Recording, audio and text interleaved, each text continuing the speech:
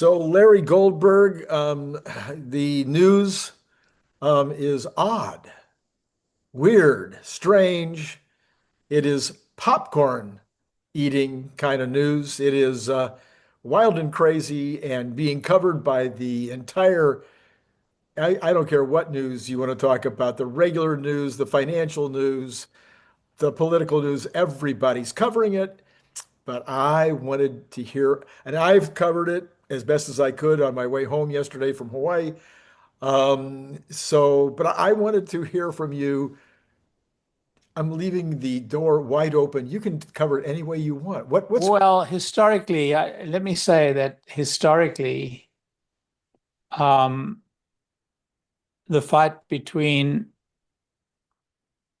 any civilian of any standing and any stripe in the United States of America with the President of the United States does not end well. for the civilian? Yeah, Yeah, yeah. it does not end well. The most interesting historic moment was J.P. Morgan going into the lion's den with, Roosevelt and Teddy, not Franklin D. Okay. Teddy Roosevelt. And Morgan headed up a deputation of bankers and titans of industry, including Carnegie and, I guess um, maybe Rockefeller as well. I don't even remember the names of Yeah, the yeah, yeah. people in the delegation. So there were so many titans at that point, Edison Yeah. and And they were all beholden to JP. right. And so JP thought, he would take care of business. I see. Didn't end well for him. And Teddy Roosevelt, broke up many of the monopolies that Morgan had created. I see. Because Morgan was all about creating monopolies in various industries. And that's where General Electric came from. Mhm. Morgan put together the properties of, the great inventors of the time in the electrical field. And that was classic kind of Morgan work, US Steel, the great railroad combinations, and so on. So Teddy Roosevelt says, "That's it. I'm not having any of that. I'm breaking you all up." And he did. So I would say that it is truly folly for Elon to have contested, to have challenged so publicly Trump in that way. In particular, this whole notion of not bringing the astronauts back from this. I think until that moment it was words, but that was a very serious deed, and it really places SpaceX in the bullseye. As powerful as SpaceX is, with Starlink and with Starship and with its current Falcon leadership, Mhm. it has billions and billions of dollars of contracts, both for Starlink and for its launch program Mhm. and for Starship, that it's entirely dependent on the government. The government grants bandwidth, the government grants launch licenses,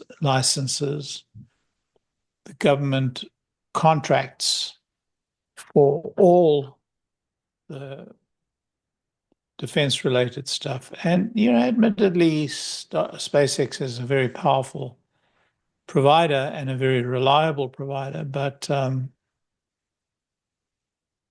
the government could make life a misery even if the courts sided with SpaceX, it would still be miserable. So I think it's important that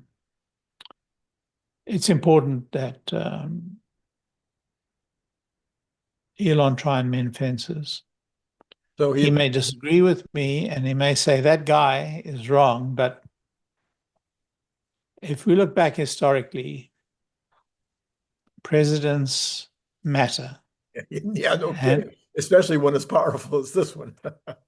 Yeah, I mean I'm not sure whether he or Teddy is the stronger willed. Teddy was something else, Yeah. and this president is of that stature at least. This is an historic president. Yeah. He's going to be, written in the histories. If you look at his first term, it was historic, Right. what he achieved in his first term, in so many areas, in so many fields. And he was heading for an historic term this term. I'm so sorry that Elon,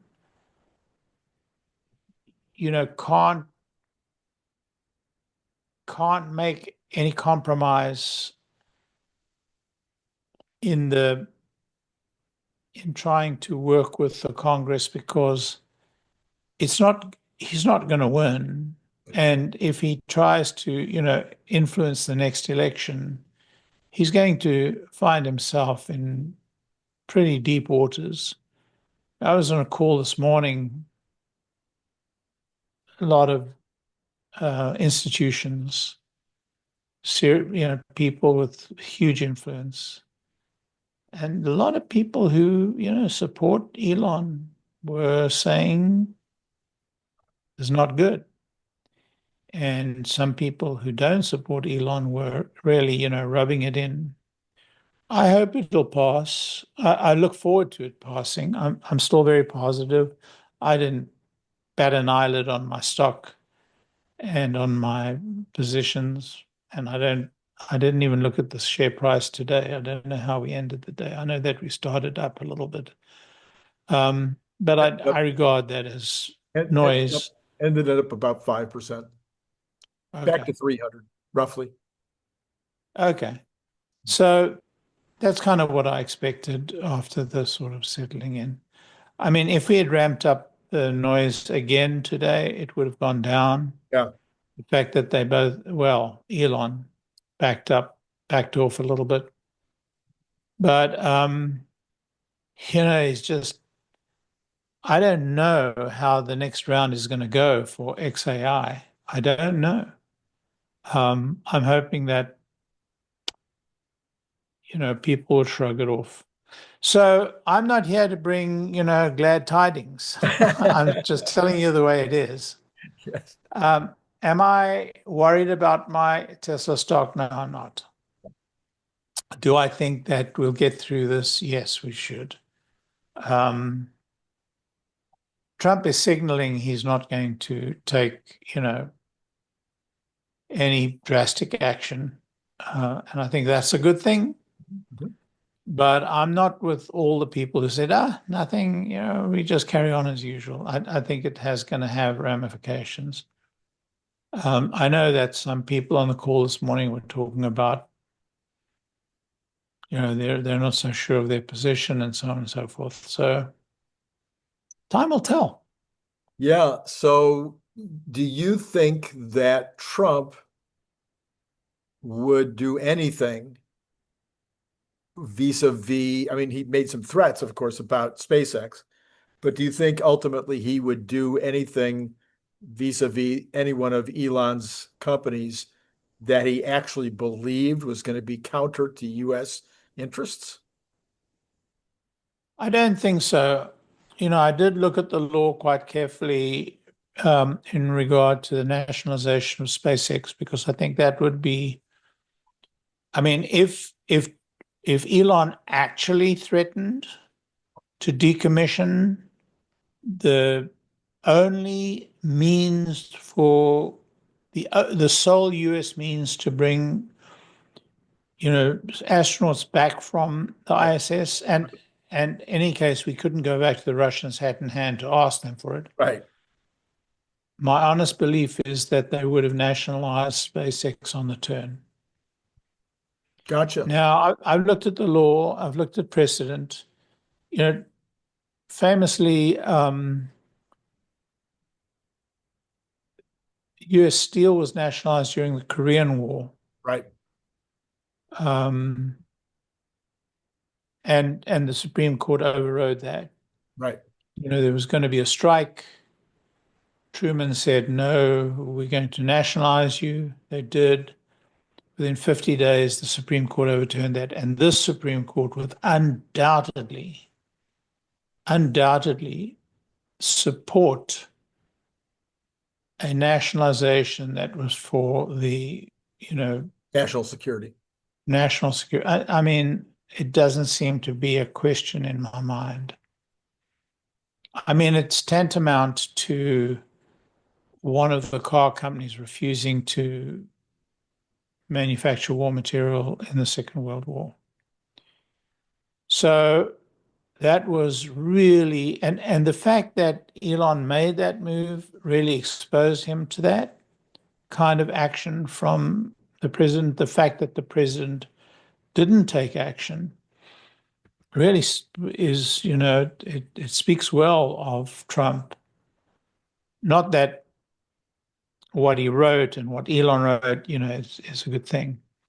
What's interesting, though, is whether or not it recovers some of the people who have, who've flown the coop in the Elon world. And, Right. I hope people now understand the depth of his passion and commitment to the country, because nothing proves it better than, what he's just done, in the sense that, he owes fealty to the country above all, Uh-huh.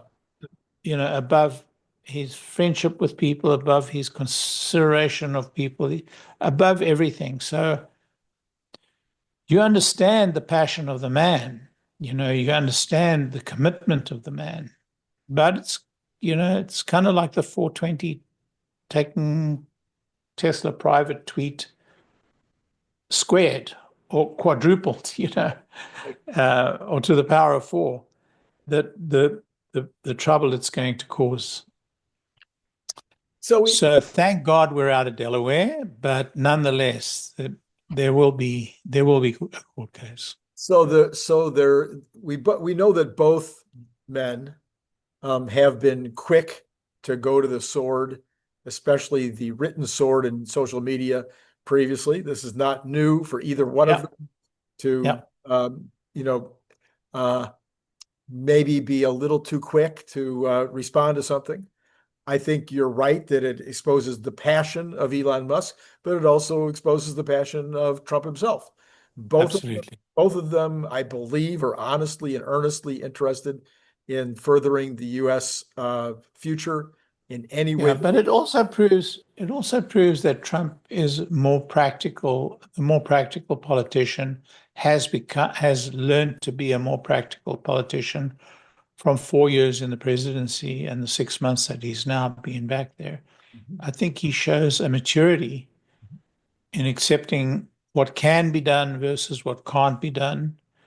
Elon has yet to learn that maturity in the field of politics. Right. And I could be wrong. Yeah. It could be they could have forced the issue together if they'd gone to the mat. But, in his judgment, Trump said, this is, what we can get for the moment, and we can work on the rest. And Elon's just saying, no, it's politics as usual. We have to change it.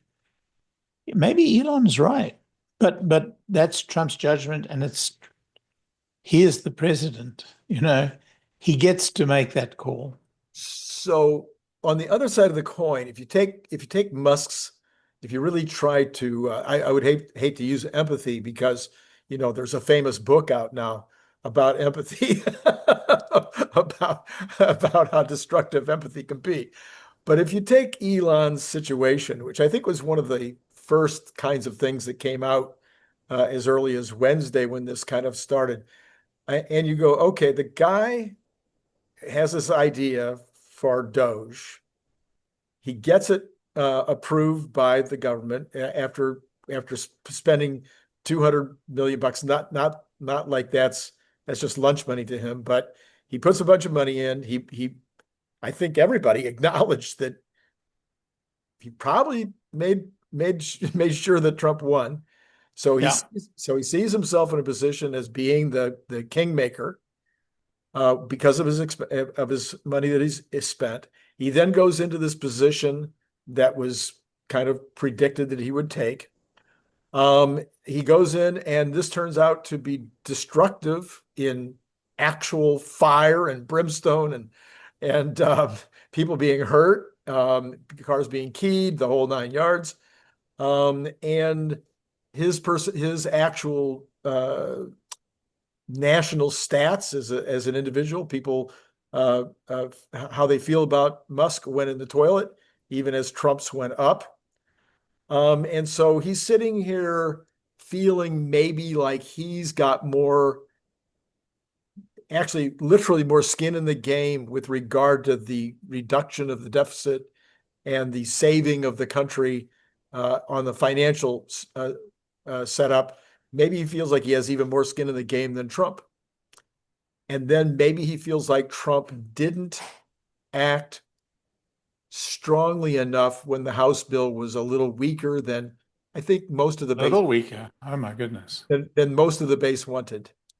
And maybe Trump had a theory and a method and a plan B, but as far as the way it was communicated was, nope, I'm happy, it's good, let's go, let's get it to the Senate, let's get this thing passed. And maybe that was just more than Musk could bear. And maybe Trump should have recognized that this was going to be very difficult for Musk to take. Well, far be it for me to take Trump's position. I don't necessarily sympathize with his position, but my position is that he is the president. Yeah. Right or wrong, he is the president. Now, it is up to Elon to say, I can't function under that, and therefore I resign. And then once he's resigned, he can advocate for a different position. Mm-hmm. And I think that's fair, and that's probably what's going to happen. But threatening to decommission a critical piece of our space dependency, when people have argued vociferously that we shouldn't rely upon a SpaceX vehicle because it relies upon a very, unreliable person. And, he proves it. So all I'm saying is that I understand his passion. I actually delight in his passion. But at the end of the day, the president's word is the law, and he is the executive and he executes. And this is how he's decided to execute. Now, you can resign. You can then say, this is against my judgment. This is what I think you should do. But you can't threaten. Yeah. The most powerful person in the world. No, this back and forth was not pretty to watch. It was entertaining, but not pretty to watch. So, well, I think it was okay up to that point. Yeah. I think it was fine. I mean, it's not helpful for Elon. It's not helpful of Elon's companies for him to do that. But look, he has a very, very strong conviction on this subject, and he's probably right. Yeah, he probably is. Yeah. And so I found his argument compelling. I think that they should have gone to the mat on this thing. It was Trump's decision not to go to the mat on it, but to call it the big, beautiful bill, color it for what it is, and deal with it afterwards. And it was fulfilling many political commitments that he'd made. Right. So, I mean, it was fine for Elon to say, sorry, have to leave, get the key, go away, and then criticize it separately, and that was fine. But to start, anyway, I made my point. So I'm three, going to get into trouble too, so by the way.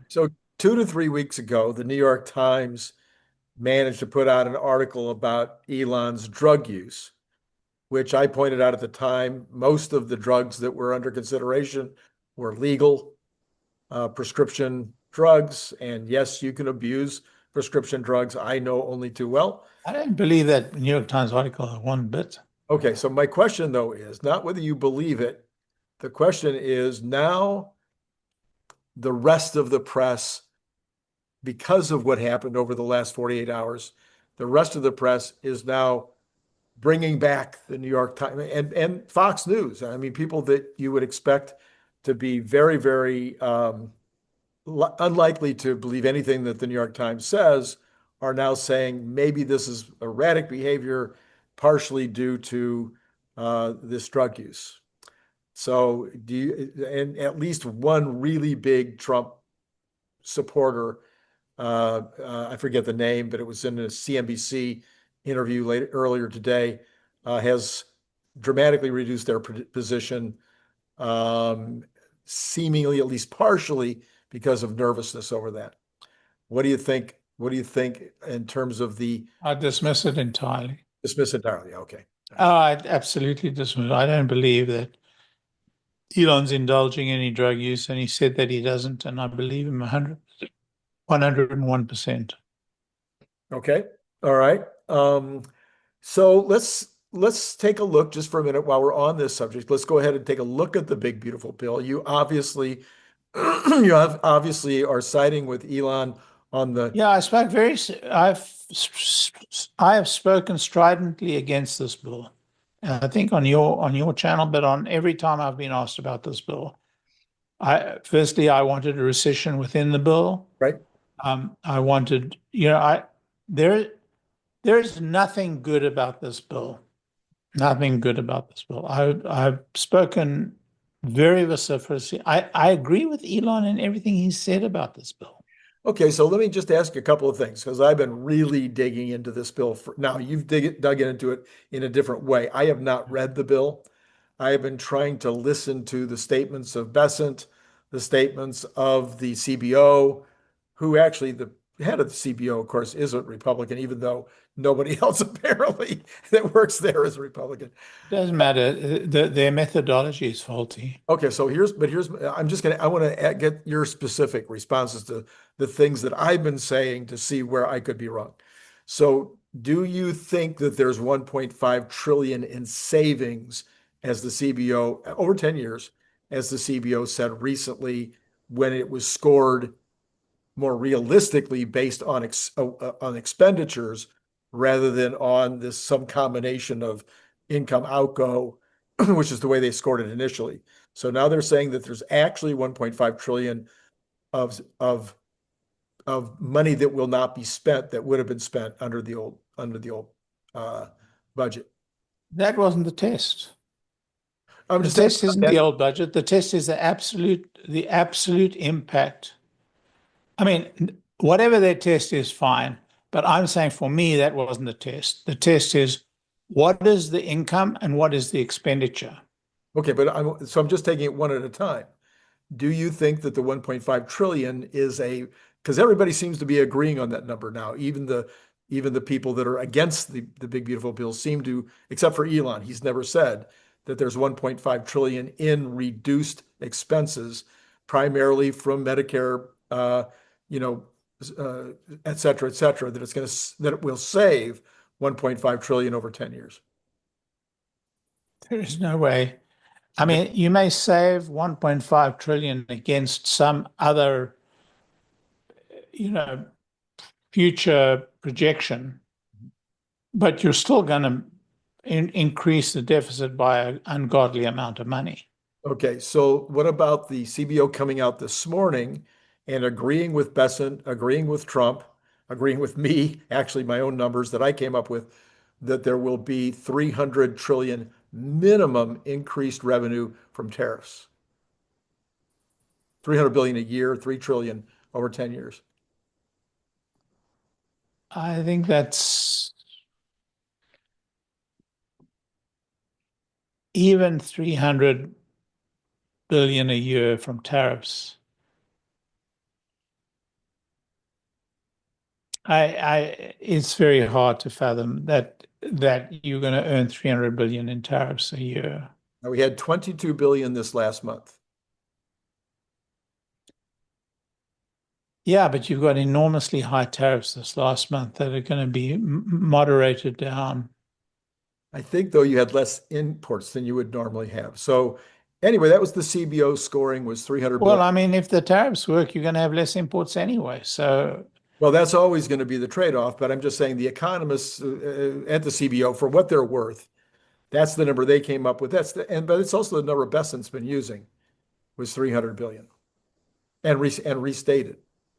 I mean, you could earn 300 billion. That doesn't solve the budget problem.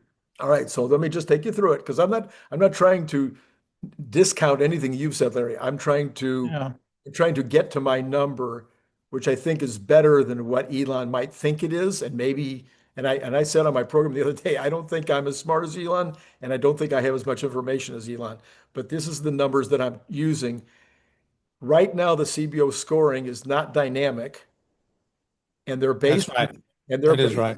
and they're basing the next 10 years on 1.7% GDP growth. Well, That's wrong. I don't think there's any chance that there's only going to be 1.7% GDP growth.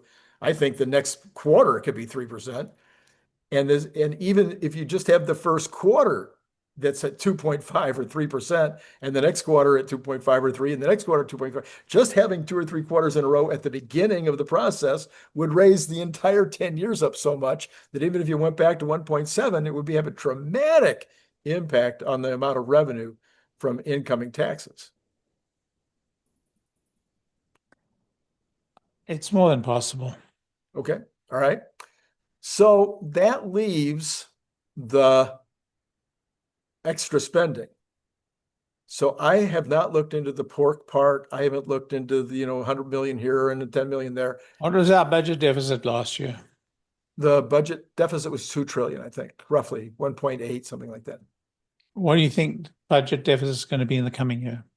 So again, if I take what I just gave you, I use dynamic scoring, I add in tariffs, and I subtract out the reduction in spending, but put back in the military increase and the border increase. Okay, you got to put those back in. It would look to me like we're talking about something on the order of 400 billion per year reduction. So going from 1.7, 1.8 to 1.4, something like that, which would also reduce 2 trillion to 1.6 is really what the number is. It's what? 2 trillion to 1.6 is Okay, really 2 what. trillion, 1.6. Okay.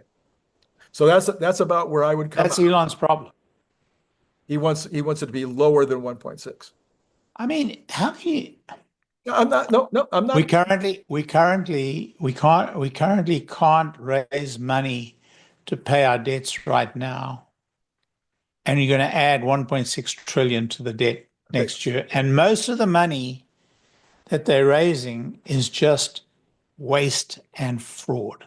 Most of the money. I mean, if you look at some of these expenditures, it's just rotten fraud.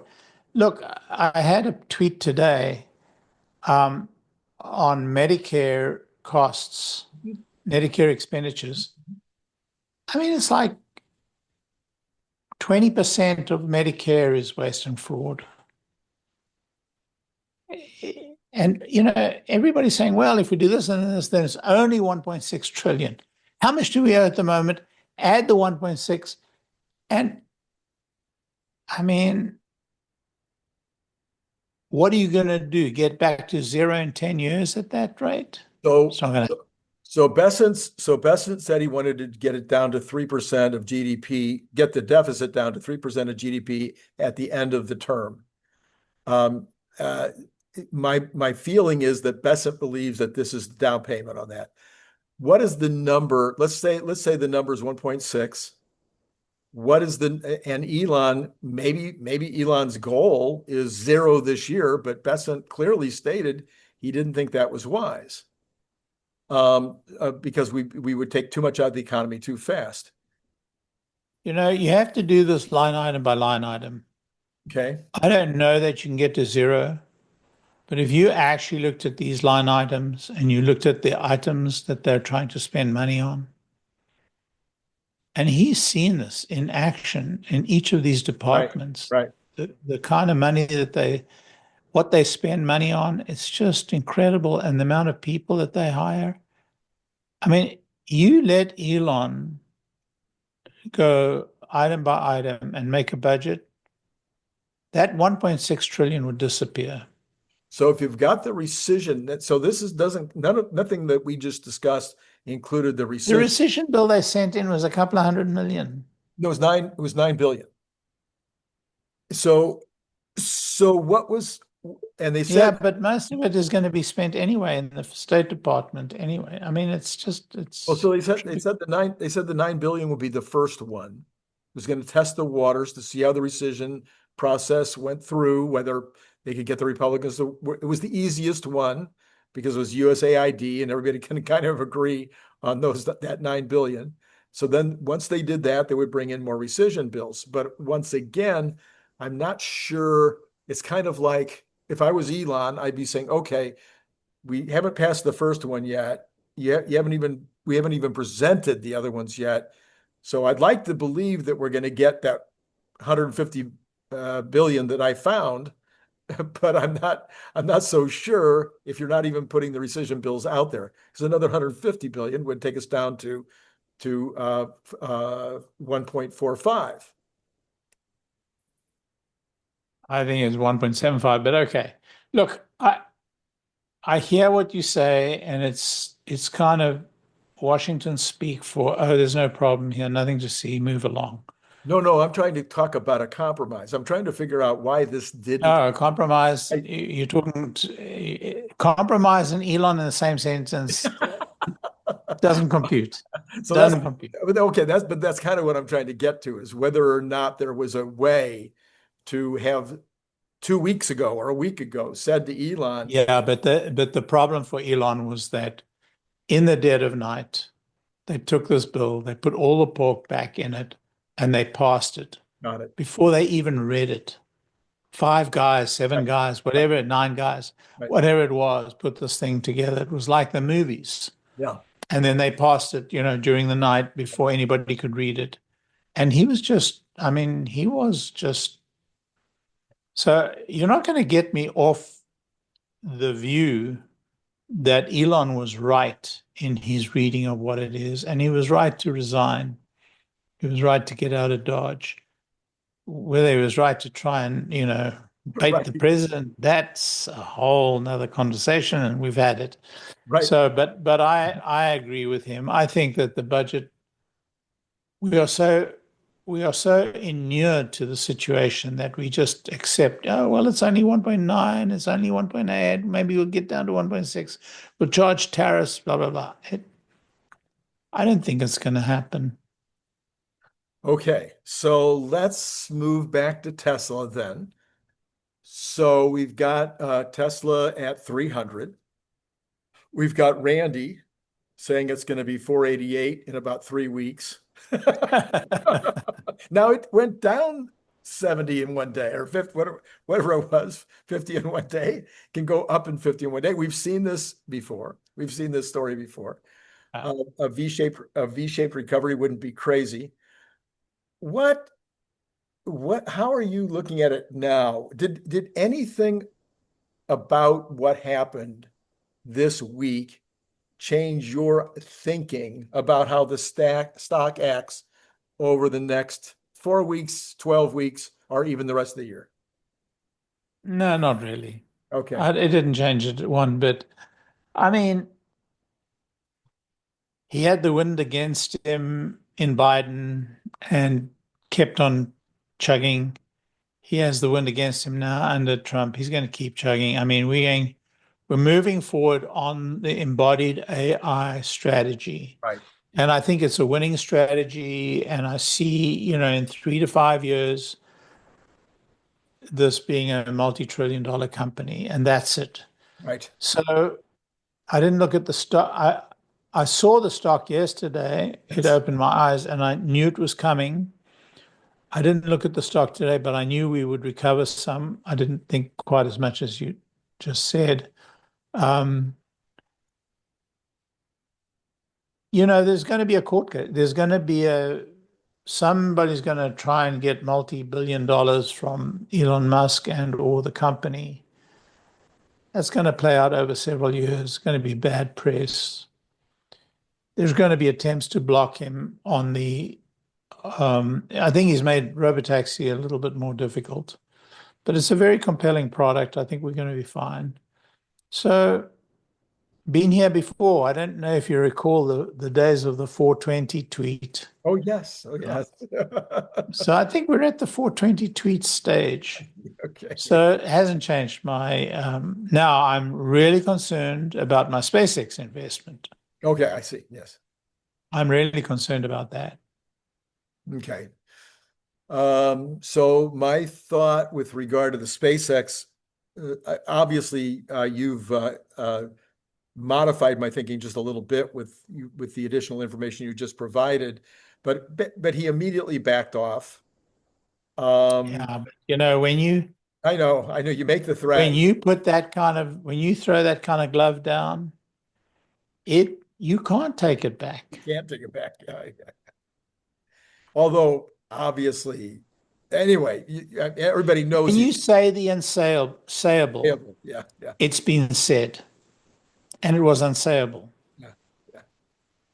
Yeah. So, but when you were looking at your analysis of the nationalizing the entire company, to me, I said this in a post a couple of days ago or yesterday, I guess, nationalizing the whole company to me would be the stupidest idea ever. I mean, Why? the U.S. government trying to run a steel company is one thing. The U.S. government trying to run a high-tech company that is at the bleeding edge of technology. Yeah, that's true. That's absolutely true. We all know that it would be a catastrophe, but that's never stopped the government before. Look, Trump obviously has not talked about doing that. But there's one step worse than doing that. It's not giving SpaceX any future contracts. But how do they avoid it? They can't go to the Russians or go to the Chinese for launching things. They let them take astronauts to and from the moon, but they don't give them Starlink. I mean, they're about to reform this whole thing about giving, rural internet. It would have gone to SpaceX for sure in the normal course. Right. Now SpaceX are not going to get it. But why would there's a whole issue about bandwidth in so many different segments of the yes of atmosphere, stratosphere, whatever. The atmosphere of the they're not going to give it to SpaceX. I mean, all these things, what they can do to SpaceX is death by 1,000 cuts. The FAA has to approve every single flight. So here's my question again. I asked you this earlier, and you agreed with me. Would the president of the United States do anything to hurt Trump to hurt Musk or Musk's companies that he also believed would be a detriment to the homeland, to the people of the United States? Not giving the Starlink contract for that rural bandwidth thing would be nuts. It was nuts under the idiots that were running the government before. I don't think Trump would. I mean, you could have asked that same question of Biden, and the answer was he did. And Trump runs the country, but many of his functionaries execute his will. If they detect that he is opposed to Elon, all I'm saying is that SpaceX went from up there to down there, and it wasn't necessary. Right. Oh yeah, no, we will forever agree on that. There's no question.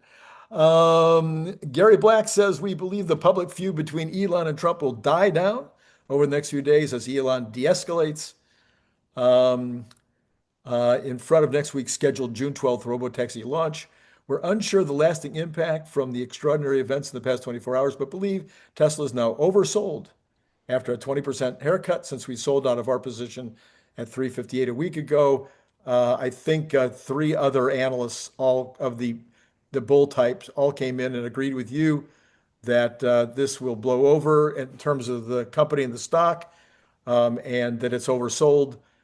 So in an oversold situation with a lot of retail investors sitting out there, would you expect, even if we didn't have the robotaxi launch as early as Thursday, would you expect the stock to bounce back fairly quickly? Or as some said yesterday on X, maybe 2 to 3 weeks? Yeah, I'm very poor at these short-term prognostications, as you know. I expect that I expect the stock is back in its normal trajectory of up and down as the bulls fight the bears. But I think that the long-term prospects for the stock are very, very good, even at the elevated valuations of $1 trillion plus. And I've listened to very, very well-schooled investment analysts, including Gary, say why the number is ridiculous, but they're all stock analysts, and I'm investing in Tesla as if it's a startup or a federation of multiple startups. So I have very high expectations for the stock in the medium to long term, but I have no way of being able to figure out what's going to happen to it tomorrow, next week, next month, or even next year. So tomorrow, you and I will be going over the Cathie Wood report, which will come out Yeah. later tonight or early tomorrow morning, but we'll be going over the Cathie Wood report. It's one of my favorite days of the month, and it's also a highly rated show on my channel. Um, uh, but I wanted to talk about the jobs part of that before Yeah. tomorrow. Because last month she didn't really talk about the jobs report almost at And, all. So I saw a couple of holes in what were obviously some solid job numbers.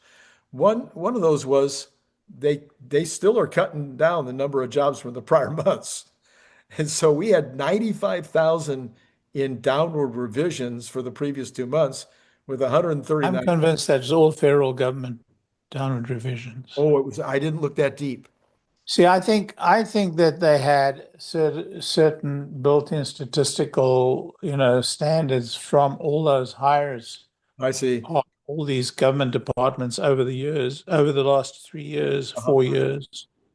So I think that what we're seeing is adjustments from government more than anything else. Now, that's my guess. Right, I haven't done the analysis, right. but I expected, some very soft job reporting. Now, I don't know what's happening with local government. I don't know if local government's following the lead of Doge and this administration. But if there are those local governments that are Republican led or that are less woke today, will they be following that line? I think so. Well, two of the biggest governments, which would be Illinois and California, are broke. So I don't know if either one of them are adding employees at this point. But I would Well, when certainly, they get broke, they hire more I people. see, just hire more people. So if I do take a look at those numbers, it turns out that it would have been 120,000 in March, 147,000 in April, and then Yeah. 130 whatever thousand, 139,000 this month. So it's a pretty good number, especially when you take into consideration no negative government job growth all 3 months. And also when you take into consideration you've got net negative immigration. So with both of those things going on, the numbers are not too bad, I think. Yeah, if you got net negative immigration, then you would expect a better jobs report, not a worse jobs report. No, if you have less immigrants, they're not going to be, there's nobody to hire. So you have fewer people to hire, and they do make a contribution to the GDP. They're buying things and they're renting things and whatever else. So you have fewer jobs needed in order to support that population. So I would see the immigrants leaving as reducing the available labor force to draw from, especially in the low end. I don't think it works that way, Randy. Okay, so they're saying that they added 139,000 jobs this month. Well, maybe if there was 100,000, if there was 300,000 more immigrants in the country, they could have added more people, more In jobs. 1 month, you're going to get 100,000. But you say they could have added more people. There is enough unemployed people that they could add people without immigrants. Well, but there may not be, because they actually said that the number of what do you call it, the percentage of people employed actually dropped. So you had participation actually dropped. So, okay, let me look at it. Let me try one more time. Normally this time last year, you might have had 100,000 immigrants coming across the border ready to go to work, looking for work on average, million per year. I don't know, more than that. So you've got How now, many people did you have unemployed? and I'm not looking at the unemployment number now. I'm looking at the employment number.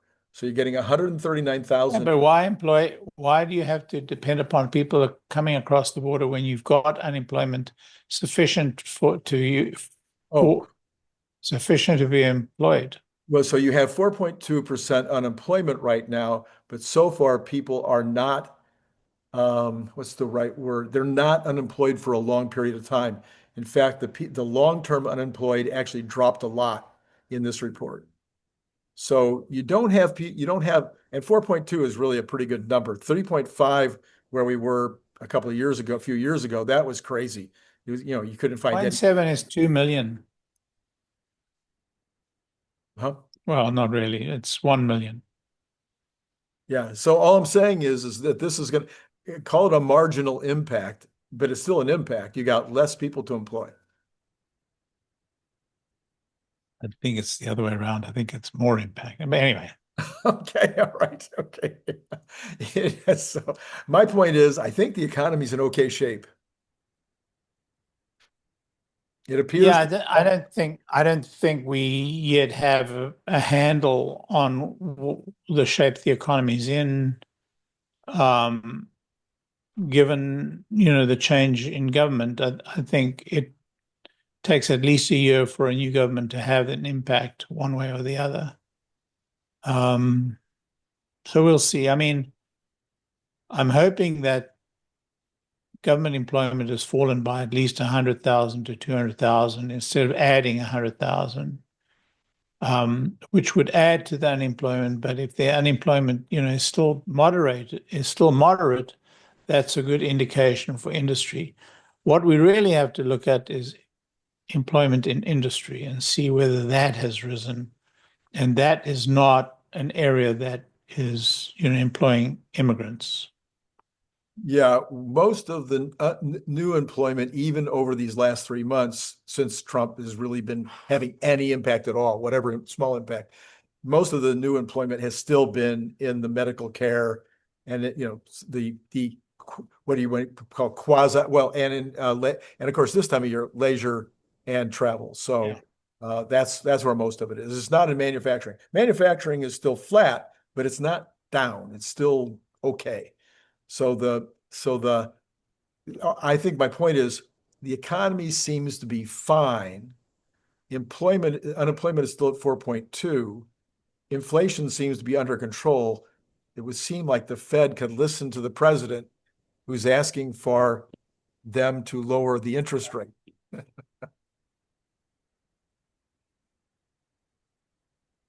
Well, I'll look at the numbers. We'll see. Time, All right. Well, we'll talk about it tomorrow.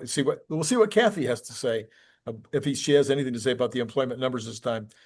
Larry, the day ended up this way with Tesla only ending up $10. It had been up, I think, as much as maybe 20 at one point, or close to 20. So it ended up at 295. and 14 cents. In the after hours, down 20 whole cents. So it's holding pretty much where it was. Dow Jones up 443, a pretty good day. Let's turn these into percent. Pretty good day. So 1% for the Dow, 1.2% for the NASDAQ, and 1.1% for the S&P. The S&P ended up over 6,000, 6,003 cents. Trump's repeating his 2017 triumph. Yeah. So the stock went down, but then he drove it up to new heights. So the S&P is now only 2% away from all-time high. Yep. Could happen this week. Could happen. Went up a whole percent today. Okay, we've got the Magnificent Seven all up today. We have the Cathie Woods all up today. So it was a pretty good day. But then you turn and look at the darn bonds. So we got the bonds up 11 basis points to 4.506, over 4.5. So any new, maybe Cathie will help us tomorrow with the bonds. Maybe she'll have, I bet she will. She'll probably have some theories about what's going on with the bonds. It's just the amount of money they need to finance, they need to people to borrow. I think, was it somebody the other day? It wasn't you. Can't remember who it was. Might have been Bradford. Might have been Nicholas. Suggested that maybe, oh no, it was Cern. Cern said, what if some of the money that's out of the bond market is because it's going into Bitcoin and it's going into equities, because Bitcoin and equities are the hot tip right now. It's just a matter of, well, it went into equities in big time last year, and the year before. Didn't seem to. Well, the bonds were sitting at 5%. I mean, there is so much money sitting in money market funds right now. It's just so much money. It's over not 7 trillion. Yeah, there's no lack of cash, and so money going into whatever kind of security other than bonds is not really going to affect the bond rate.